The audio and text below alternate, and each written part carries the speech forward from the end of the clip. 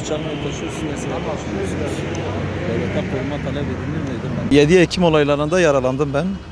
İnşaata gelirken hem yeğenimle beraber hem benimle beraber 7 Ekim'de 7 Ekim'de arabayı taradılar. Emniyeti aradım, emniyet gelmedi.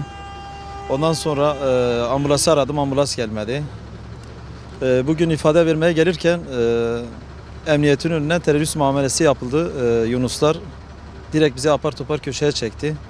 Arabayı arama etti, bizi arama etti. Arabada 2 bıçağımız vardı, normal yemek bıçağı. Onlar işte siz bunu şey mi yapıyorsunuz,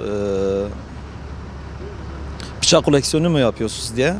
Ondan sonra ben dedim ki bana olmuş saldırı, göğsümde vuruldum. 2 ay hastanede, fakültede kaldım. Ondan sonra araştırma hastaneye kaldırıldım, ameliyat edildim. Artık köyümde de kovuldum. Saldırı yapıldı evime. Ondan sonra bana diyor ki piyasada kaçak silahlar vardı. Neden kaçak silahları almıyorsunuz? Sen bıçağı yasaktır diyorsun. Kaçak silahlara sesini etmiyorsun. Yani vatandaşı neden kaçak silah zorluyorlar? Emniyetin yaptığı Yunus polislerin.